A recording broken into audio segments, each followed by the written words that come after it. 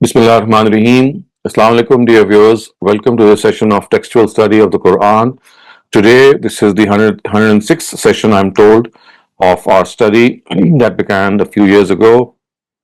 We will be starting off with verse 73 of Surah Araf, the seventh surah of the Quran.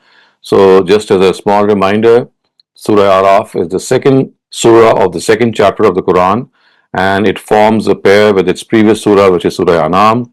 In this particular surah, you'll find that the basic premise regarding the denial of the messengers of God and the fact that the Quraysh have now been sent with a similar messenger that was sent to previous prophets of God, like Ad and the nation of Ad and the nation of Samud, and of course the people of Lot and Abraham and all the major prophets of God. And the examples of these prophets of God and these messengers are given, and the Quraysh are addressed and told that if they follow their footsteps, then their own fate will be no different. Just as they were destroyed and wiped out from the face of the earth, they will also follow suit.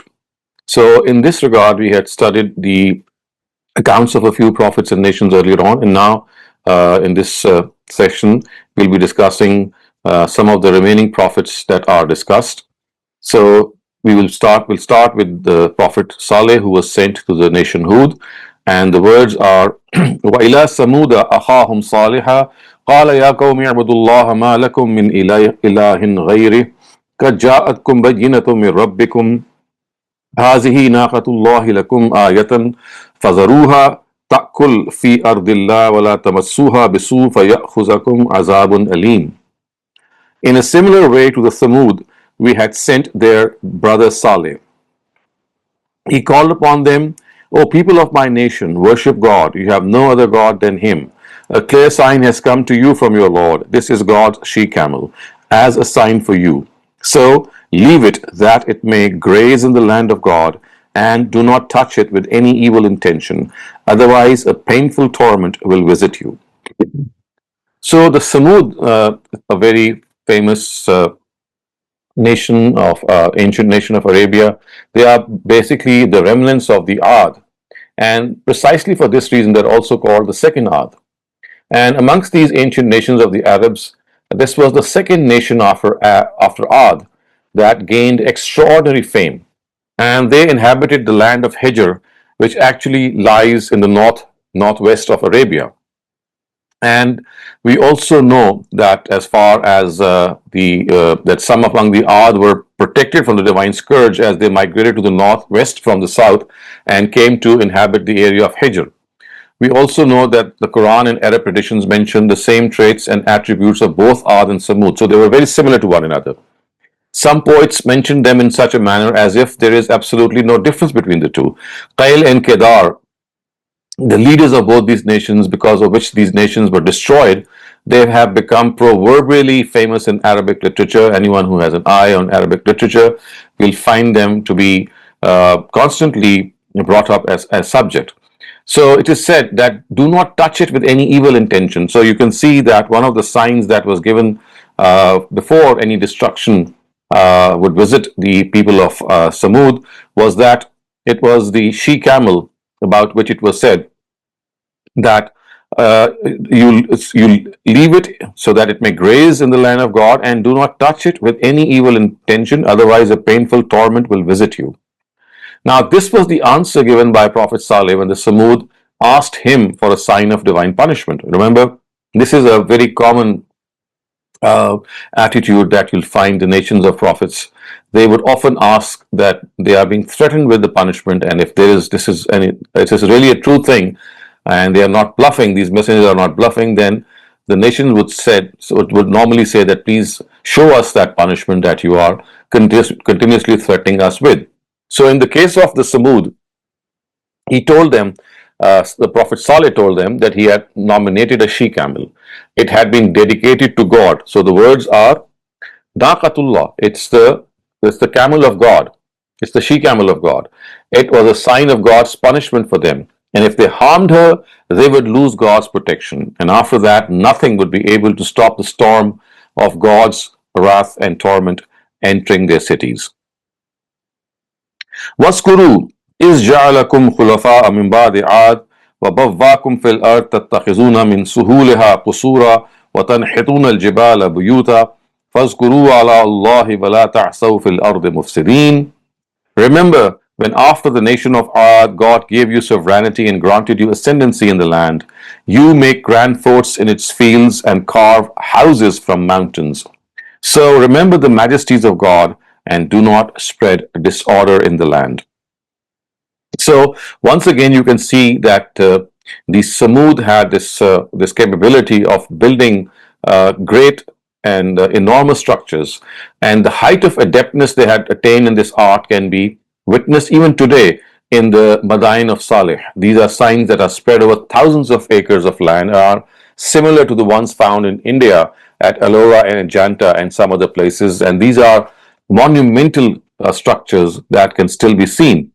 And when it is said that Fazkuru Allah, that remember the majesties of God, and then La ta'saw fil ardi mufsidin, do not spread out in the land.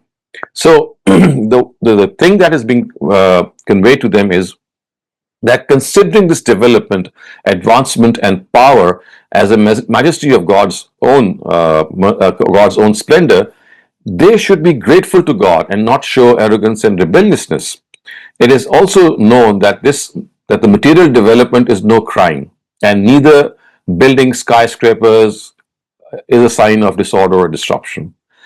Disorder and disruption ensue when, instead of seeing God's majesty in these great feats, people forget Him.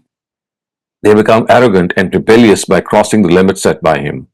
And if this does not happen, then of course, like Solomon's Sarhum Mumarradun min Qawari, which is a palace that was paved with crystal, about which the Quran has praised, these buildings would become a sign of comprehending God. So it's just a question of how you look at these things. قال الملأ الذين استكبروا من قومه للذين استضعفوا لمن آمن منهم أتعلمون أن صالحا مرسل من ربه قالوا إنا بما أرسل به مؤمنون. The arrogant elders of his nation said to the subservient among them who had accepted faith, "Do you think that Saleh has been sent by his Lord?"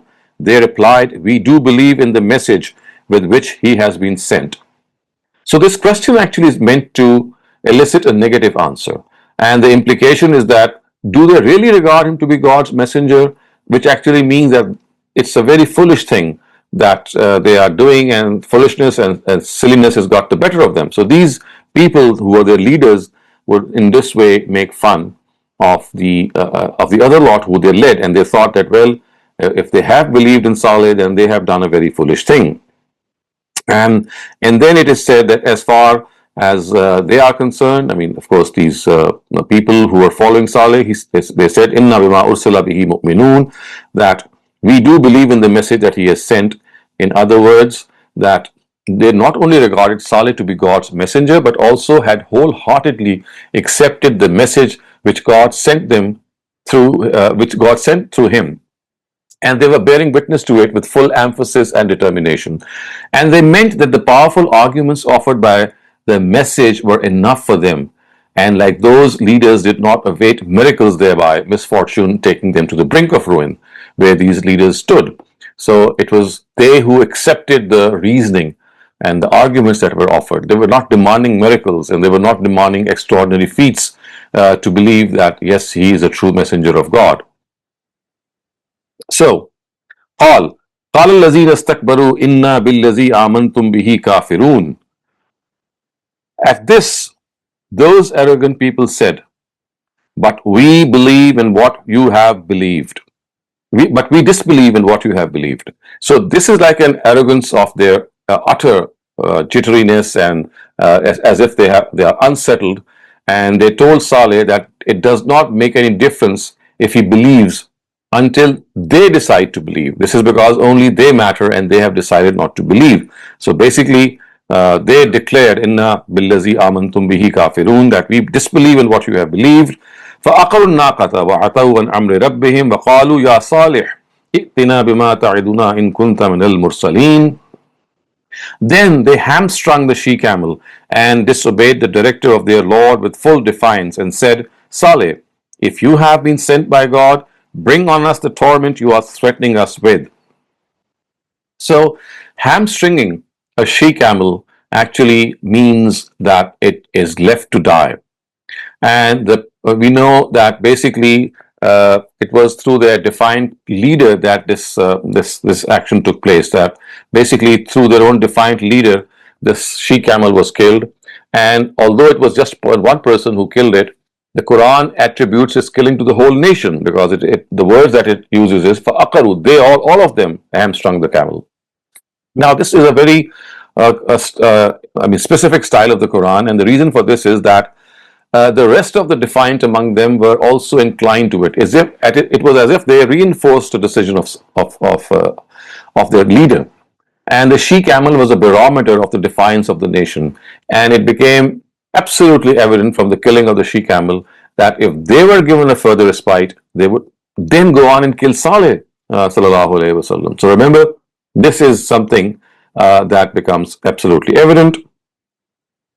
And then it says, فَأَخَذَتْهُمُ الرَّجْفَةُ فَأَصْبَحُوا فِي دَارِهِمْ جَاثِمِينَ فَتَوَلَّ عَنْهُمْ وَقَالَ يَا قَوْمِ لَقَدْ أَبْلَغْتُكُمْ رِسَالَةَ رَبِّي وَنَصَحْتُ لَكُمْ وَلَكِنْ لَا تُحِبُّونَ النَّاصِحِينَ. So before even this has happened, we know that they arrogantly said that if you think that this is a sign that will actually jolt us, no, this is not true. You bring on us the torment that you are threatening us with. So actually this word does not necessitate that the torment was in the form of an earthquake, because the words are فَأَخَذَتْهُمُ الرَّجْفَةُ, which means that at last a violent shudder overtook them. It is evident from various other indications from other places in the Quran that, like the torment that visited the people of Ad, this too was a torment that consisted of thunder and lightning, in which a tempestuous northern wind blew for many days, and the deafening roar of the clouds jolted and shook everyone. And we know these details from Surah Zariyat also, which is of course something that discusses their destruction. فَتَوَلَّ عَنْهُمْ وَقَالَ يَا قَوْمِ لَقَدْ أَبْلَغْتُكُمْ رِسَالَةَ رَبِّي وَنَصَحْتُ لَكُمْ وَلَكِنْ لَا تُحِبُّونَ النَّاصِحِينَ. At that time, Saleh walked off from them and saying, O people of my nation, I have delivered to you the message of my Lord and showed a lot of concern for you, but you do not like people who have concern. So obviously Saleh walked off from them. When he walked off from them, it actually means that when his nation hamstrung the she camel just before the torment visited them. So this was the time when Saleh left them, because now they knew that the wrath of God is going to visit them. Now, a question may arise here about the sequence of narration, which is perfectly natural to have arisen, and that is that why is this statement of Saleh mentioned after the torment? You see, it is said فَأَخَذَتْهُمُ الرَّجْفَةُ, the torment visited him, but Saleh had walked off much before that. The answer to this question is that this sequence of narration has much to do with the eloquent nature of the Quran. To highlight the immediate consequence of the crime, the torment is mentioned right after the killing of the she camel. And the mention of Saleh's migration or walking away is deferred, although it took place first. But just to highlight that as soon as they committed the crime, this was their fate. So that is why it is mentioned first. And this is a style that we will see has been employed by the Quran at other instances as well. فَتَوَلَّ عَنْهُمْ, of course, O people of my nation, I had delivered to you the message of my Lord and showed a lot of concern for you, but you do not like people who have concern. Now, this is the very last limit of the decadence of a nation, obviously after which no possibility of reform remains, because once people dislike or start to disliking those people who are their well-wishers, it becomes a nation that has lost its soul. At that time, the well-wishers themselves become a target of their jeers and rebukes, and the evil wishers become their heroes and their leaders. So now we come to the account of the next prophet in line, and this is the prophet Lot. So he said, وَلُوطًا إِذْ قَالَ لِقَوْمِهِ أَتَأْتُونَ الْفَاحِشَةَ مَا سَبَقَكُمْ بِهَا مِنْ أَحَدٍ مِنَ الْعَالَمِينَ إِنَّكُمْ لَتَأْتُونَ الرِّجَالَ شَهْوَةً مِنْ دُونِ النِّسَاءِ بَلْ أَنْتُمْ قَوْمٌ مُسْرِفُونَ. Similarly, we sent Lot when he said to his nation, "Do you commit this vulgarity? No nation before you has perpetrated it. Do you fulfill your desire through men, leaving aside women? In reality, you have lost your sight. In fact, you are those who have totally crossed the limits."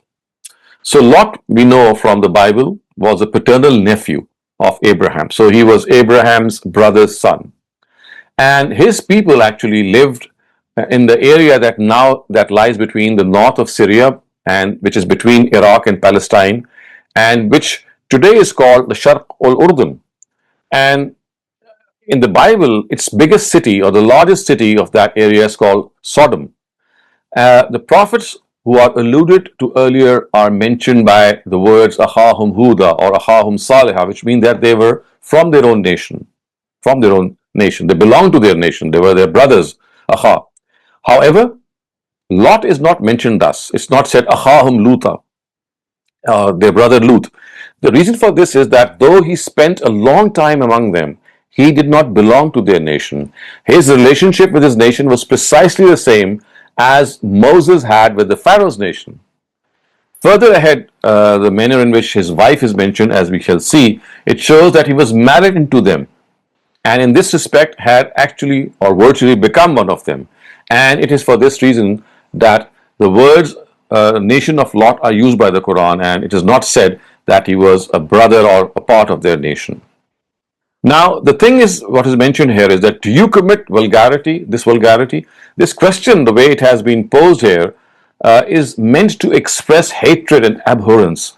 And the use of word al-fahisha in the verse shows that this form of sexual lewdness was so rampant in them that both the speaker and the spoken to would understand what was implied by it. So the word fahisha is used, although the connotation of al-fahisha is, of course, that they would fulfill their desire from their own gender, and as such they were prone to homosexuality.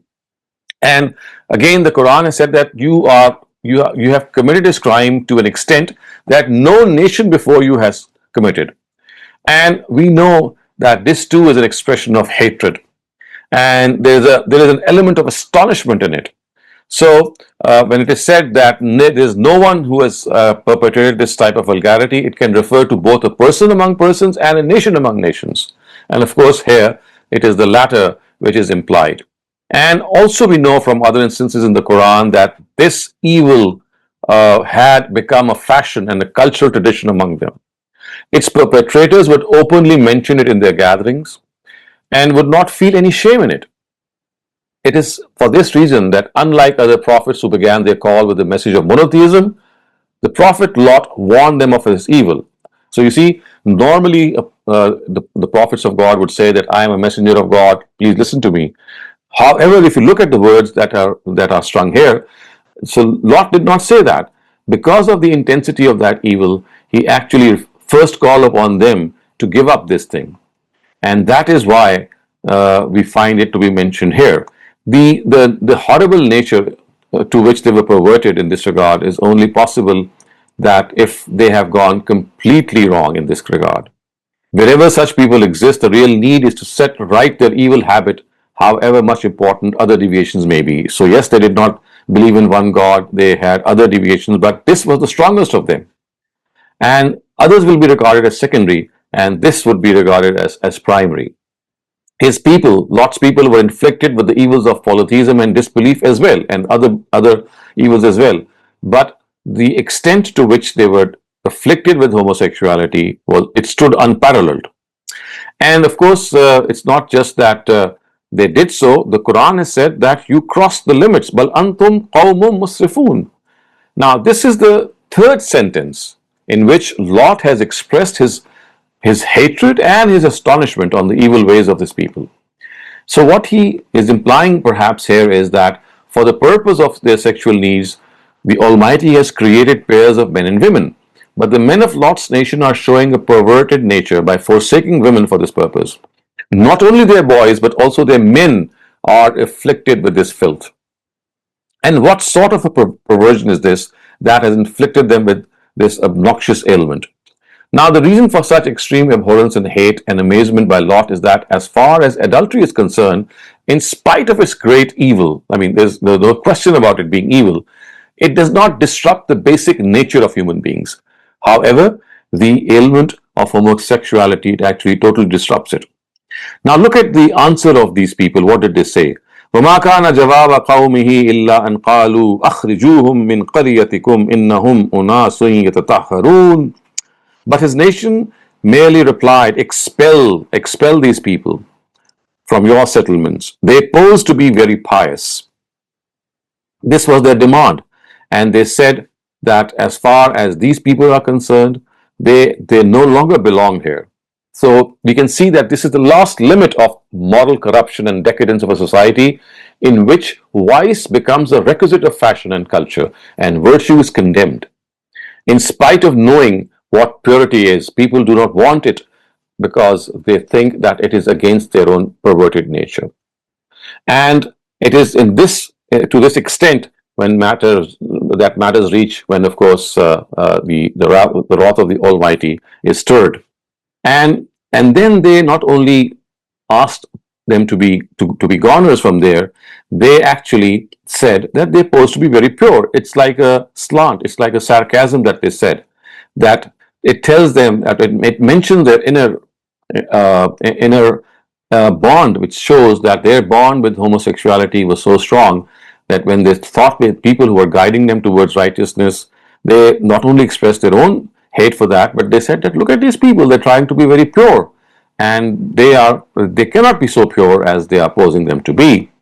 And then of course it says فَأَنْجَيْنَاهُ وَأَهْلَهُ إِلَّا امْرَأَتَهُ كَانَتْ مِنَ الْغَابِرِينَ وَأَمْطَرْنَا عَلَيْهِمْ مَطَرًا فَانْظُرْ كَيْفَ كَانَ عَاقِبَةُ الْمُجْرِمِينَ. So we saved him and his family, except his wife. She was among those who were left behind, and we showered stone-hurling rain on that nation, the way it should be showered. Then observe the fate met by these wrongdoers. So she was among those who were left behind. Now this is a very expression, of the impartial justice of God. I mean, even if a prophet's wife is guilty of something, then she cannot be, allowed to go scot-free. The wife of Prophet Lot did not accept faith, and it seems most probably because of the bias for her clan and family. However, being the wife of a prophet could not save her. Like Noah's son and Abraham's father, she reached the same fate that was ordained for her. And the stone-hurling wind, you can see, that has been mentioned here. It's something that after conclusive communication of the truth by respective messengers of God, also called Itmam al-Hujjah, their nations have generally been destroyed by stone-hurling winds, and they have different names. For example, Hasib is a name for such a stone-hurling wind. We next come to another prophet of God, and he is Shu'aib, and about him it is said, وَإِلَىٰ مَدْيَنَ أَخَاهُمْ شُعَيْبًا قَالَ يَا قَوْمِ اعْبُدُوا اللَّهَ مَا لَكُم مِّنْ إِلَٰهٍ غَيْرُهُ قَدْ جَاءَتْكُم بَيِّنَةٌ مِّن رَّبِّكُمْ فَأَوْفُوا الْكَيْلَ وَالْمِيزَانَ وَلَا تَبْخَسُوا النَّاسَ أَشْيَاءَهُمْ وَلَا تُفْسِدُوا فِي الْأَرْضِ بَعْدَ إِصْلَاحِهَا ذَلِكُمْ خَيْرٌ لَّكُمْ إِن كُنتُم مُّؤْمِنِينَ. And to Madian sent their brother Shu'aib. He called out, O people of my nation, worship God, you have no other God than Him. A clear proof has come to you from your Lord. Thus weigh and measure full. Do not give things to people by reducing them, and do not spread disorder in the land after it has been set right. This is what is better for you if you have accepted faith. Now this settlement, which is called Madian or Madian, there are different names. It seems that it is named after Abraham's son from his third wife, Keturah. So basically, Keturah gave birth to Madian, and from this name, this settlement was named. It was mostly inhabited by his descendants, and its actual territory, if you look at the map, was along the shores of the Red Sea and the Gulf of Aqaba in the northwest of Hijaz and south of Palestine. And some part of it also extended to the south shores of the Sinai Peninsula. And two prominent trade routes of those times passed through this territory. And for this reason, the people of Madian had also become very advanced in trade. So these were very, very rich people. Now, again, the same words are said as a clear proof, which means that there is no God other than Him. A clear proof has come to you from your Lord. This is what Prophet Shu'aib is claiming. In other words, the call of God's messenger, which comes with incontestable testimonies of God's assistance and help, are the ones that are being referred to here, and that is why they have been called as clear proof. So the word is bayyana, which means that this is absolutely something that makes things evident. The ailment with which these people were afflicted with was they were dishonest in weighing and measuring. So that is why they are being told that do not give things to people by reducing them. And because of the fact that this nation was traders by profession, their moral misconduct manifested itself in the form of, as I said, dishonesty in weighing and measuring. And this was an indication of the fact that the whole nation had become devoid of the concept of justice and fairness, and also of the belief that God's world is based on these concepts. So it is being said, La tufsidu fil ardi ba'da islahiha, do not spread disorder in the land after it has been set right. Again, the implication is that they should not adopt a rebellious attitude against God even after conclusive communication of the truth by his messengers. And people who have adopted such an attitude have been exterminated from the earth several times in the past. So, ذَلِكُمْ خَيْرٌ لَكُمْ إِن كُنتُم مُؤْمِنِينَ, this is what is better for you. The reason that has been said like this is that the people of Madian not only were the descendants of Abraham, but also claimed to be the recipients of prophetic teachings. It was a misguided Muslim nation, and at the advent of Shuaib sallallahu alaihi wasallam was in the same state as the case was of Moses' advent in the Israelites. It was exactly the same situation, though the crimes that they committed were different. So it is said that those who accepted faith from the path of God after finding fault in this way, which means لا تقعدوا بكل صراط توعدون وتصدون عن سبيل الله من آمن به وتبغونها عوجا واذكروا إذ كنتم قليلا فكسركم وانظروا كيف كان عاقبة المفسدين. And do not sit on every path intimidating people, stopping those who have accepted faith from the path of God and finding fault in his way. Remember, when you were few, then God increased you, and observe the fate of those who were mischief mongers. So they should express this gratitude. What is implied here is that they should express gratitude for the favors of God and not adopt the same attitude in response to the call of God's messenger as was adopted by their previous nations. They should keep in mind their fate, how they were wrecked and ruined and destroyed when they took to rebelliousness against God and his messenger. So they are being told that you must wait as the rest are going to wait. وَإِنْ كَانَ طَائِفَةٌ مِّنْكُمْ وَإِنْ كَانَ طَائِفَةٌ مِّنْكُمْ آمَنُوا بِالَّذِي أُرْسِلْتُ بِهِ وَطَائِفَةٌ لَمْ يُؤْمِنُوا فَاصْبِرُوا حَتَّى يَحْكُمَ اللَّهُ بَيْنَنَا وَهُوَ خَيْرُ الْحَاكِمِينَ. If one group among you has professed faith in what I have been sent with and another has not, then wait until God passes his judgment between us, and he is the best of judges. Now, what is implied here is that if some people have accepted faith and others have not, then it is still possible that the latter too accept faith by God's grace. So it's just a question that maybe if they are given more time, they can reflect and come back to God. So they should not hasten the torment. It is in this expectation that they have been granted this reprieve that maybe they can reflect and then come back to God. So after the advent of the messenger, the decision of God has to be made come what may. Now they should show patience. Some phases of trial and test still remain, and once they pass, the decision of God too will be delivered at its own time, and it will be based on entirely based on justice. So we know what happened in this regard, and hence the reaction. قال الملأ الذين استكبروا من قومه لنخرجنك يا شعيب والذين آمنوا معك من قريتنا أو لتعودن في ملتنا قال أولو كنا كارهين. The elders of his nation who had turned the elders of his nation who turned arrogant said to him, O Shuaib, we shall turn out from this settlement you and those of your people who have professed faith with you, or you would have to return to our ways. He replied, even in the case that we are averse to it. So this is the answer that he gave, which means that even if this is the situation that they are being confronted with, they have to realize that Shoaib's reply was that if they return to the ways of his people, it will actually mean that whatever he is saying and the realities in which he is professing faith are falsehood and lies. The fact is that it is the other way around. It is his people who represent a pack of lies and falsities. How can he return to them, leaving the truth that he is disenchanted by them to the utmost? So this reply by Shuaib was also given on behalf of his companions, and that is why it is said that Ba'da is anjanallahu minha, after God has delivered us from it. Otherwise, prophets of God are all on the same path, on the same basis of their innate guidance, even before prophethood is assigned to them. So that is why it is said that لَتَعُودُنَّ فِي مِلَّتِنَا قَالَ أَوَلَوْ كُنَّا كَارِهِينَ. Again, this is something that has to be understood in its right context. قَدْ افْتَرَيْنَا عَلَى اللَّهِ كَذِبًا إِنْ عُدْنَا فِي مِلَّتِكُمْ بَعْدَ إِذْ نَجَّانَا اللَّهُ مِنْهَا وَمَا يَكُونُ لَنَا أَن نَّعُودَ فِيهَا إِلَّا أَن يَشَاءَ اللَّهُ رَبُّنَا وَسِعَ رَبُّنَا كُلَّ شَيْءٍ عِلْمًا عَلَى اللَّهِ تَوَكَّلْنَا رَبَّنَا افْتَحْ بَيْنَنَا وَبَيْنَ قَوْمِنَا بِالْحَقِّ وَأَنْتَ خَيْرُ الْفَاتِحِينَ. If we return to your ways after God has delivered us from it, then this will mean that we have imputed falsehood to God. No, this is not possible for us to return to them, except only if our Lord intends. The knowledge of our Lord embraces everything. We have trusted in God.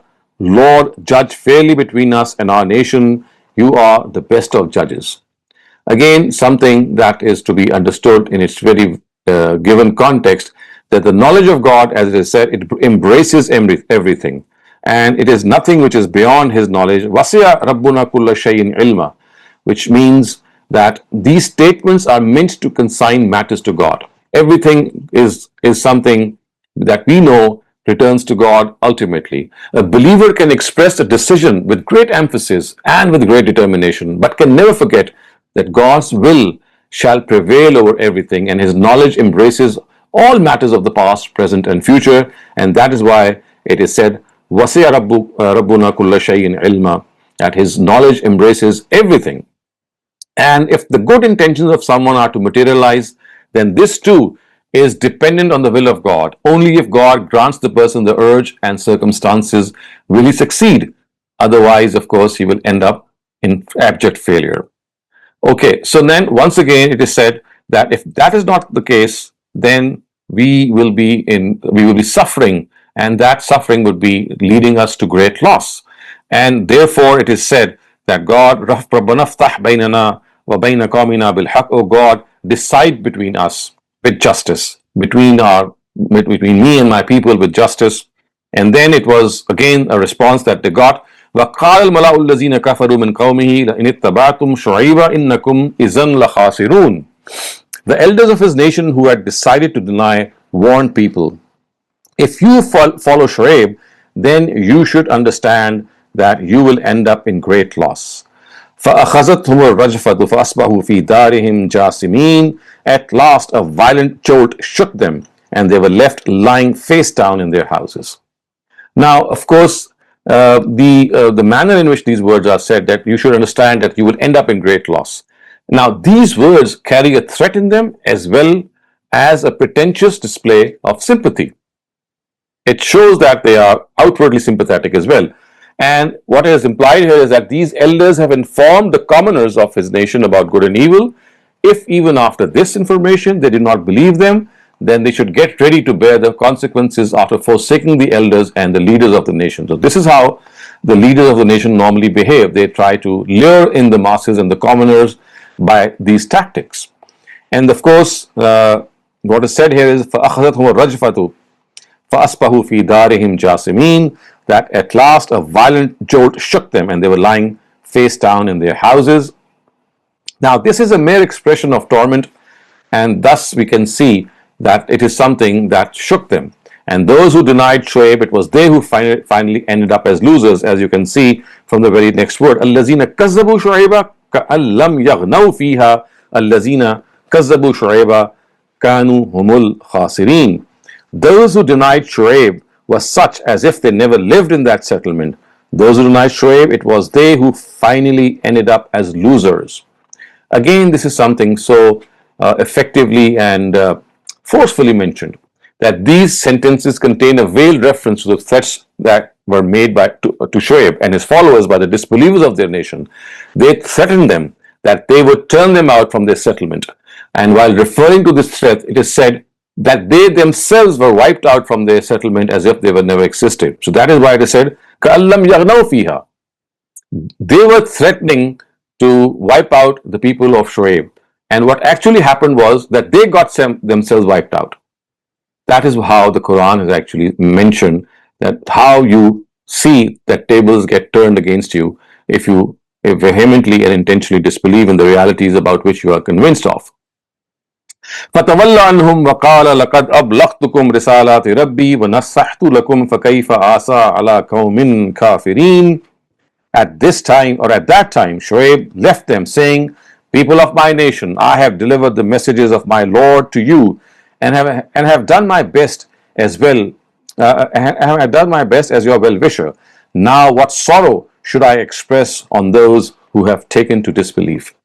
So again, this is the final thing which Shoaib had said, that I have done my duty, I have done my job, I have been your well-wisher, and what more can I do? And what sorrow should I express on those who have taken to disbelief? I have nothing in this regard that I can say further. What I have to say has been said, and now you wait for God's verdict. So with this, we come to an end to today's session. So remember, we have studied 2 or 3 prophets today. We have studied the Prophet Samud, Prophet Saleh, the Prophet Lot, and finally the Prophet Shoaib. So again, this is amongst those nations which the Arabs knew very well. So they are being recounted their fate so that they get hold of themselves and get to know the fact that their fate will be no different if they follow suit. So now you have time for any questions that you may have regarding the passage that we have just studied. Assalamu alaikum, Dr. Saleem. Assalamu alaikum, everyone. Dr. Saleem, I do have a chat question. I'll ask that first. I do not see any raised hands right now. Why was his wife left behind? Was she involved in these indecent acts or encouraging these acts? In reference to verse 83, also, if you know a homosexual, should you stop any interaction with them or tell them about these acts and educate them? How are you to treat them? Yeah. So as far as the first question is concerned, we don't have any knowledge if she was directly involved in these acts, but we do know that she was one who had taken to polytheism deliberately. She was someone who was involved in polytheism, and she did not give up idolatry even when she was convinced against it. And as far as people who are homosexual are concerned, you don't need to break your ties with them. They are also human beings. They are deviant in some respects. So, by maintaining a safe distance, you can still interact with them because their own sexual orientation is their own choice. It's something that they have chosen for themselves. It's a matter between themselves and God.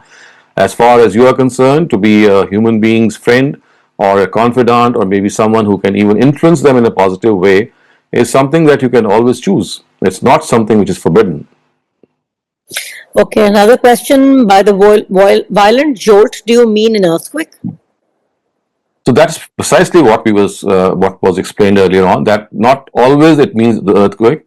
In fact, we know from other instances in the Quran that it was a thunderbolt. It was a stormy, a great storm ensued, and the thunderbolt and lightning landed over them, and that also was like a jolt, and it shook them and destroyed them. They were struck by lightning and thunder. Okay, Imran, please unmute your mic and ask your question. Yes, Assalamu alaikum, Dr. Shehzad. Thank you very much for a really wonderful explanation. So this, it seems like since Arabs knew about the behavior of these nations, that means that they were also aware of the homosexuality that existed in those times. Right. But we hear, I don't know, and I was in one of the classes that I heard from a scholar that the Arabs, when they ran into the Europeans, that's when they found out that this behavior existed. But it seems like from the Quran that they would have known about this behavior from the past. Oh yes, that's absolutely correct. I don't know where this information got to them, but they very well knew that this is something, because you see, Arab compositions, Arab poetry, Arab literature it mentions them a lot. And that is how they came to know. Yeah, thank you. I do not see any raised hands right now. If you have any questions, please ask them, because otherwise we will be moving to the idiomatic translation. Uh, we'll wait for Dr. Saleem. I do not see any hands or any chat questions. I think you can just continue with the translation and we'll come back in the end. Okay. So, وَإِلَى ثَمُودَ أَخَاهُمْ صَالِحًا, wa and ila towards Samud, the Samud, أَخَاهُمْ their brother, Saliha, Salih. Of course, what is suppressed here is that he was sent to them as a brother. The word sent or the verb sent is not explicitly mentioned, it is understood to be mentioned. So, وَإِلَى ثَمُودَ أَخَاهُمْ صَالِحًا would mean, and towards the Samud their brother Salih, meaning towards the Samud their brother Saleh was sent. Qala, he said, Ya qawm, O my nation, O Abudullah, worship God. Ma lakum, not for you, min ilahin, amongst deities, ghayruhu, except him. Not for you from deities except him, literally, but idiomatically it would mean that there is no God other than him for you. Kad, indeed, ja'atkum, has come to you, bayyinatun, a clear sign, min rabbikum, from your Lord, min, from rabbikum, your Lord. Hazihi, this is, naqatullah, God's she camel, lakum, ayatan, it is a sign for you, ayatan, sign, lakum, for you. Fazaruha, so leave it alone, takulu, so that it can graze, fi, from, or in, ardillah, God's earth. So leave it alone so that it can graze from God's earth. Wa and la, don't. Tamassuha, tamassuha would mean don't inflict it. Bisu'in, with any harm. Do not inflict it with any harm. Fa, so that yakhuzakum, visits you, azab, punishment, aleem, a torment. So do not harm it, otherwise a painful torment will visit you. Wazkuru, remember, is when ja'alakum, you were khulafa, you were made sovereigns. Mimbad, after Ad, the nation of Ad. Wa, and Bavvakum. Bavvakum means to be granted authority. Fil ard, in the land. Tattakhizuna, you made, min suhuliha, in its suhul is the plural of sahal and it means land, vast land. Tattakhizuna min buyut, min suhuliha would mean that you made from its land kusuran, forts. So qasr is the singular and kusur is the plural. So you constructed in its lands forts. And what more? Wa and tanhituna. Tanhituna means to carve out. So you carved out al-jibal, from its mountains. What did you carve out? Buyut. You carved out houses. So they would cut the stone of those mountains and they would carve out houses and abodes for themselves. Fazkuru, remember, Allah, Allah, God's majesty. Wa, and la, no, don't. Ta'saw, spread. Fil ard, in the land. Mufsideen, as disorderers. So do not spread disorder in the land. Qala said, Al-Mala, their leaders. Their leaders said, Al-Lazina, those who, Istakbaru, those who were inflicted with arrogance. Istakbaru, inflicted with arrogance. Min qawmihi, from among their nation. Min, from, qawmihi, from his nation, which is Lot's nation, which is Salih's nation. And what did they say? Lillazi nastuz'ifu. So they said to those people who were kept subservient. Allazi nastuz'ifu mean who were kept subservient. Liman amana minhum, that those of them, amana minhum, who were professed faith among them. And what did they say? Do you think that Saleh has been sent by their Lord? أَتَعْلَمُونَ أَنَّ صَالِحًا مُرْسِلٌ. So basically it was that those who were the elders, قَالَ الْمَلَا الَّذِينَ اسْتَكْبَرُوا, that those who were the elders amongst their nation said to the subservient. So ustuzifu mean those who are subservient, because these elders were arrogant. So that is why it is said that the arrogant elders from his nation said to those who were kept subservient, liman amana minhum, from those who had accepted faith. I mean, of course, these subservient were from among those who had accepted faith from among them. Liman, those who man amana accepted faith, minhum from among them. And what did they say? Ata'lamuna, do you know? Anna, that Salihan, the Prophet Saleh, Mursalun, has been sent min Rabbihi, from his Lord. Qalu, they replied, which means that their leaders replied, or their followers replied, Inna, indeed we, Bima, upon, Ursila, what he has been sent with, Bihi, upon, or with, Mu'minun, believers. So these subservient people said, Inna bima ursila bihi mu'minun, indeed with what he has been sent forth we believe. Inna, indeed, bima, what he has been ursila bihi, sent forth with, mu'minun, we believe in it. So their reply was, yes, we believe in what Saleh has been sent forth with, which of course refers to the message of God. Qala, he said, or qala allazina istakbaru, those who were arrogant said, Inna, indeed we, billazi, about that, amantum, in which you have professed faith, bihi, in which, kafirun, we disbelieve. So the mustakbirin, or those who are arrogant, they said, Inna billazi amantum bihi, indeed what you have believed in, billazi amantum bihi, what you have believed in, kafirun, we are deniers, we are rejectors. Fa'aqaru, so they therefore, aqaru, hamstrung, an-naqa, the she camel, so they hamstrung the she camel, wa, and atau. So atau means they, atau an amri rabbihim, atau means they disobeyed an amri rabbihim, from the directive of their Lord. An, from, amr, directive, rabbihim, their Lord. So they disobeyed the directive of their Lord.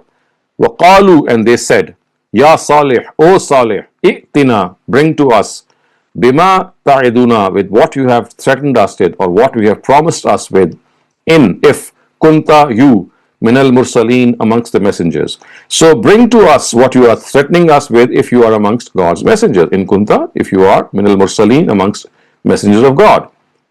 فَأَخَذَتْهُمُ الرَّجْفَةُ. Rajfa means the shudder. Fa, therefore, أَخَذَتْهُم, inflicted upon them. So the shudder or the jolt was inflicted upon them. فَأَصْبَهُ, fa, therefore, أَصْبَهُ, they became, fi, in, darihim, their houses, jasimin, lying face down. So as a result of that thunder that visited them, they became downward, they became faceward towards the earth, lying down. For asbahu, they became, fi, in, darihim, their houses, jasimin, lying face down. Fatawalla, and fa, therefore, tawalla means, so that is what is said, that at last a shudder took place and they were lying face down in their houses. So that is fi darihim jasimin. Fatawalla anhum waqala ya qawmi. Fatawalla would mean fa, therefore tawalla would mean turned away. Turned actually. Anhum would mean from them. So Saleh turned away from them. Wa, and Allah said, Ya qawm, O my nation, laqad, indeed, ablaghtukum, I have delivered to you, risalata rabbi, the message of my Lord. Risalata, message, rabbi, my Lord. I have delivered to you the message of my Lord. Wa, and nasahtu lakum, I have given you advice. I have been your well-wisher. Nasahtu lakum, I have been your well-wisher. Walakin, but, la, not. Tuhibbuna, you love. An-nasihin, your well-wishers. So it is what is said is that I have been your well-wisher, but you do not love your well-wishers. La tuhibbun, you do not love. Nasihin, those who are well-wishers. Wa, and Lutan, Lut was Lot. So this means that towards Lut, of course, also we sent the message. And what was that? Is qala, is when qala, he said, liqawmihi, towards his nation, atatun al-fahisha, do you commit fahisha? Atatuna, do you commit fahisha, vulgarity? Ma sabakakum, that which was never done before you, biha, about it, min ahadin, by anyone, min al-alameen, from amongst the people of the world. So he said to them, to his nation, atatun al-fahisha, do you commit that vulgarity? Ma sabakakum, that was not done about it, min ahadin, by anyone, min al alamin, from amongst the people of the world. So idiomatically it would just mean that have you committed something which no nation before you has ever committed, no nation of the world has ever committed? And what is that? Innakum, indeed you, lata'tuna, you come, ar-rijal, towards your men, shahwa, with sexual desires. You come to your men with sexual desires, min dun, leaving aside an-nisa, women. So you come to men with sexual desires, leaving aside women. Bal, indeed, antum, you, qawmun, a nation, musrifun, who has transgressed or who has crossed the limits. Bal antum, in fact, you are a nation that has crossed its limits. Musrifun, crossed limits. Wa, and ma, not. Kana, was. Jawaba qawmihi, the answer of their nation. And not was the answer of their nation except an qalu, that they said, an, that qalu, they said, akhrijuhum, expel, akhrijuhum, expel them, meaning expel Lot and his companions, min, from, qaryatikum, your city, qarya, city, kum, your, so expel these people from your city. Innahum, indeed they, unasun, people, yatatahharun, who pose to be very pious. Indeed, these are people who show themselves to be very pious.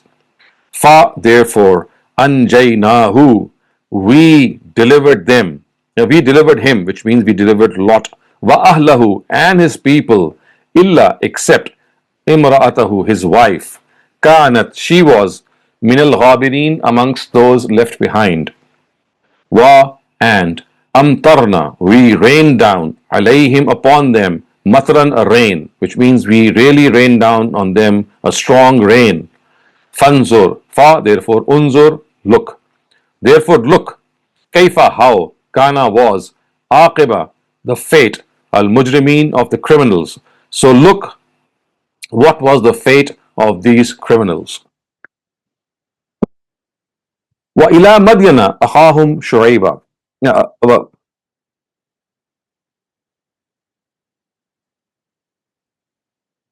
Wa, and ila, towards Madian, akhahum, their brother, Shu'aiba, their brother Shu'aib. Towards Madian was their brother Shu'aib. And again, the word sent is suppressed. So it would mean that, and towards Madian, their brother Shu'aib was sent. Qala, he said, Ya qawm, O my nation, O Budullah, worship God. Ma lakum, not for you, min ilahin, any God, ghayruhu, except him. Which means that there is no God for you except him, which is God. I mean, except God, there is no other God for you. Kad, indeed, ja'atkum, has come to you, bayyinatun, a strong sign, a clear sign, min, from, rabbikum, your Lord. Indeed has come to you a strong sign from your Lord. Fa, therefore, awfu, fulfill, kail, the weight. So fulfill the weight would mean that weigh in the correct way. Wal mizan, and the scale also. So fulfill the weight and the mizan would mean that weigh and measure full. So kail is the unit of measure and mizan is for weight. So awfu would mean that fulfill the measure and the weight. That is what is literally meant. In other words, it would mean that whatever you weigh, whatever you measure and whatever you weigh, awfu, be complete in it, do it fully. And idiomatically, it would just mean that just properly weigh and measure things. Wa, and la, don't, tabkhasu, reduce, annas, people, ashya'ahum, their goods, and do not give to people. I mean, la tabkhun nasa ashya'ahum would mean do not reduce things for people by weighing less. Wa, and la, don't, tufsidu, spread disorder, fil ard, in the land, ba'da, after, islahiha, its reform. So do not spread disorder in the land after it has been reformed.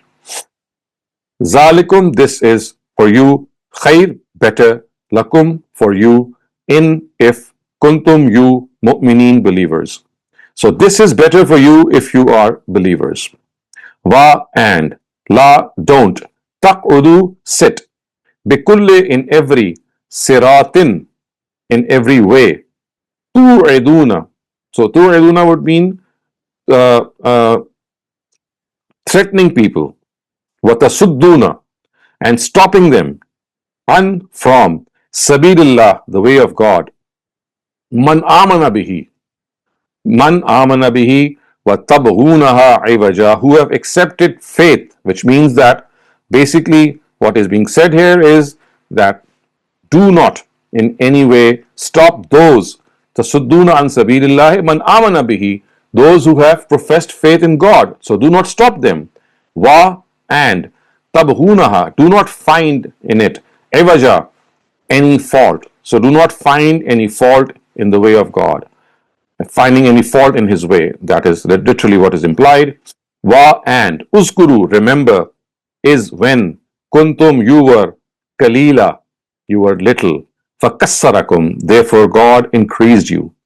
Wa and unzuru, look at, kaifa, what, kana was, aqiba, the fate, al mufsidin, of those who spread disorder. So look at the fate that was of the people who spread fasad, or who spread disorder in the land. Wa and in if, kana was, ta'ifatun, a group, minkum, from among you, amanu, in kana, ta'ifatun minkum amanu. So wa, if a group from among you was one who professed faith, wa and in if kana was ta'ifatun, a group, minkum, among you, amanu, who had professed faith.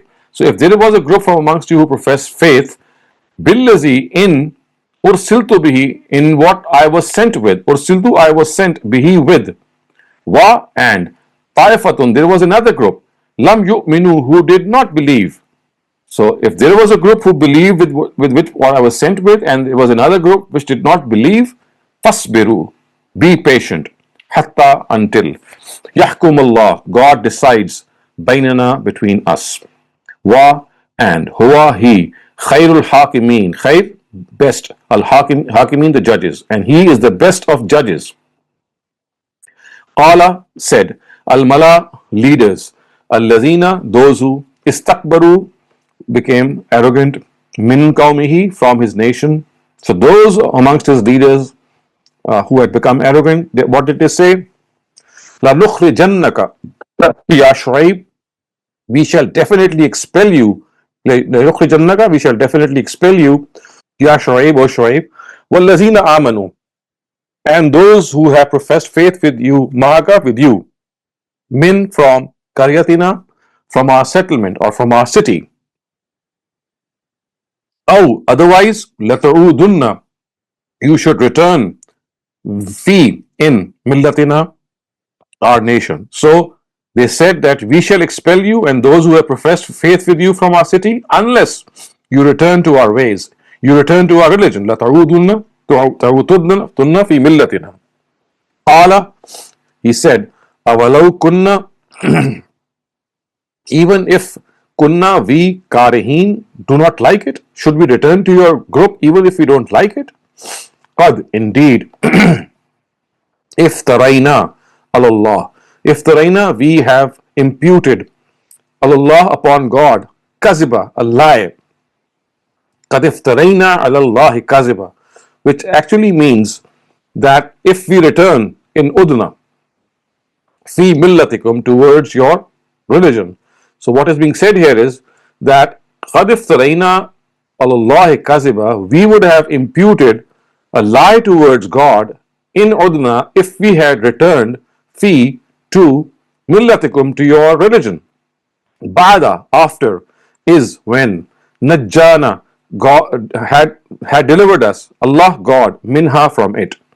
So if we had returned to your millat, if we had returned to your ways, after God had given us deliverance from it, what would have we been guilty of? Iftarayna ala Allah, we would have been guilty of imputing falsehood to God.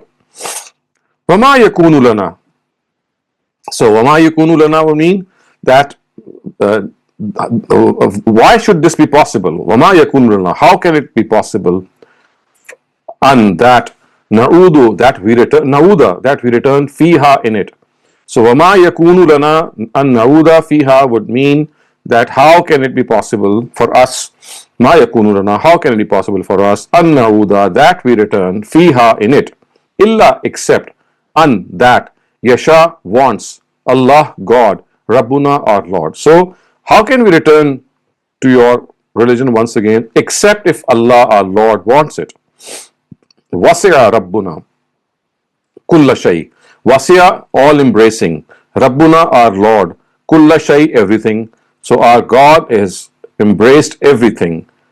Ilman, with his knowledge. So in other words, his knowledge embraces everything. So that would be the idiomatic translation. Otherwise, literally it would mean that Wasi'a Rabbuna kulla shay ilma, that our Lord's knowledge has embraced everything. Allahi, upon God, tawakkalna, do we trust. Allahi tawakkalna, upon God do we trust. Rabbana, O God, iftah, decide, bainana, between us, wa, and, baina qaumina, and between our nations. So decide between us and our nation, wa, and, anta, you, khairul fatihin, khair, best, al fatihin, judges, because you are the best of judges.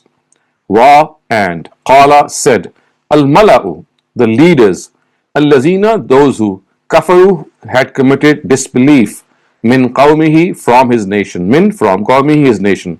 So those of his leaders amongst his people who had committed disbelief, what did they say? La in ittabatum, la in, if we, or if ittabatum, we follow you, Shuaiba, O Shuaib, innakum, indeed you, izan, then, lakhasirun, you would be amongst lost. So وَقَالَ الَّذِينَ كَفَرُوا مِنْ قَوْمِهِ would mean that the leaders of the nation of Shuaib who had disbelieved, what did they say? They said to their commoners, لَإِنِ اتَّبَعْتُمْ شُعَيْبًا, if you also follow Shuaib, innakum, then you, izan, at that time, lakhasirun, would be in great loss.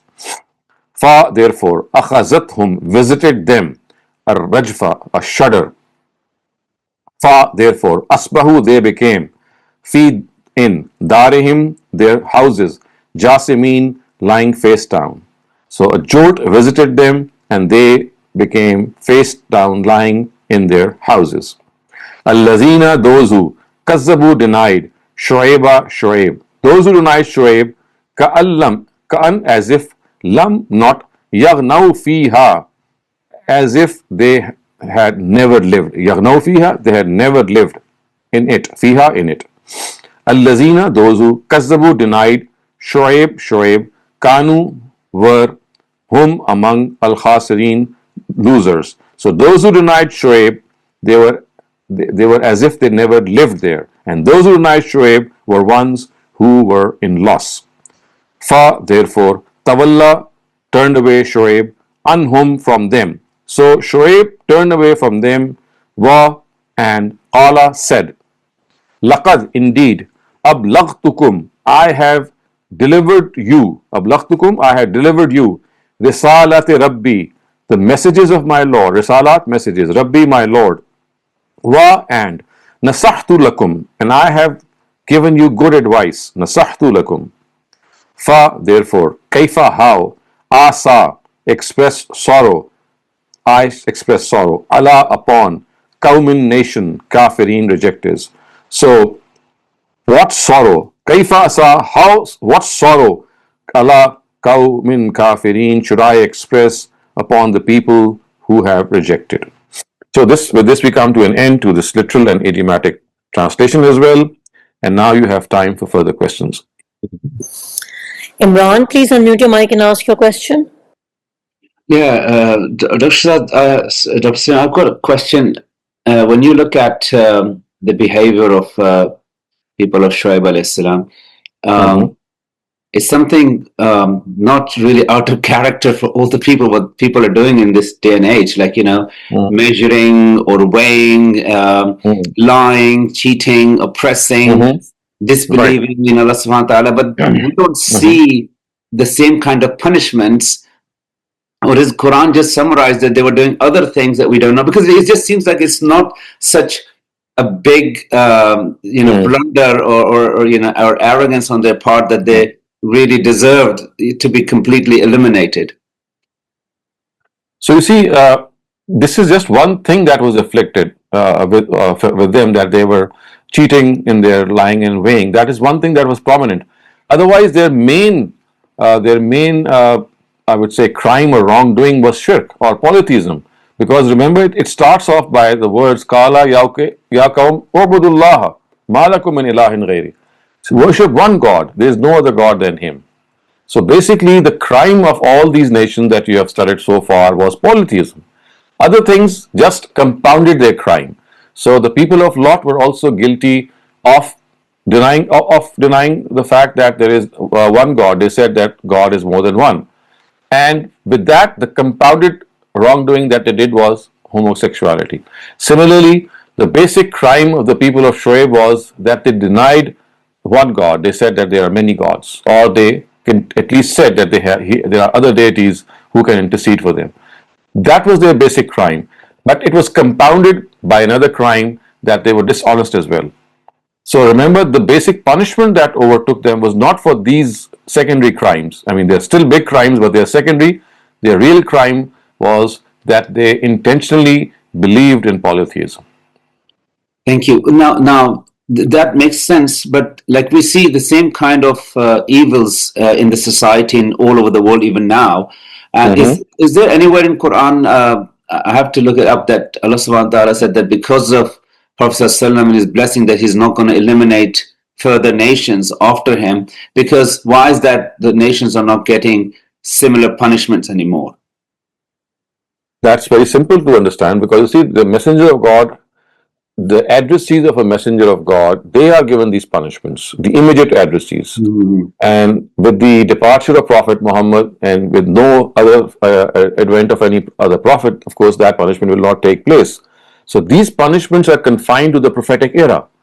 They are something that's not going to take place in the post-prophetic era. For the post-prophetic era, the judgment has been deferred to the hereafter.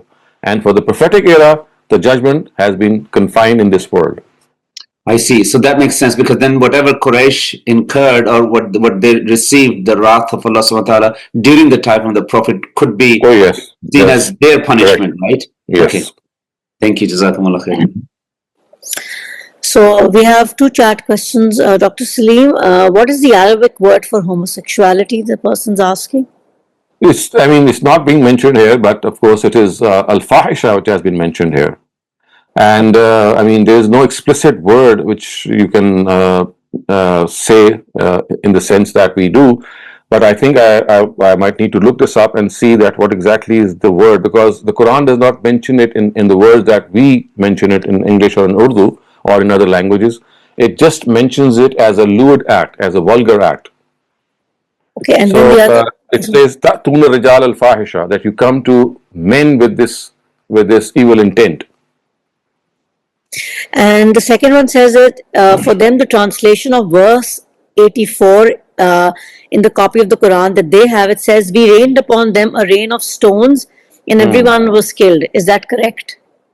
Yes, it meant that there was a big stone hurling wind, because when the wind is very fast and the terrain is such that there are stones lying on that terrain, so the wind picks up those stones and starts hurling them. Okay. We do not have any raised hands right now. If anybody has any questions regarding the passage, please raise your hands or write them down in the chat. We do have some time left, so if you have any questions, ask right now. Otherwise, we will be opening the forum for general questions. I'll give it a couple of seconds to see if anybody has any questions. No questions at this time. Dr. Saleem, can I open the forum for general questions then? Yes, please do. At time, people gender-based violence include LGBTQ. Is that right to do? What does that? I'm assuming not the right to do. Violence against them is correct. That's what that's absolutely a wrong thing to do. If people have chosen their own sexual orientation, they're answerable for that to God directly. We have no right to stop them. Yes, we can advise them, but we cannot stop them forcibly or abuse them for that, or maybe create hindrances for them in the way that we normally do, or become violent against them. This is something which is crossing the limits. We just don't have this right. This is God's domain. So, Dr. Saleem, was the homosexuality of the time, are we to assume it was for both the genders? Men and women No. both? It was just for the men. For the people of the Lot, for people of the nation of Lot, it was specifically for men. Thank you today for a wonderful session, and thank you everybody who chose to log in. Inshallah, we'll reconvene on Saturday for our regular session, and then inshallah Sunday for textual study. Have a wonderful week, and thank you, Dr. Saleem.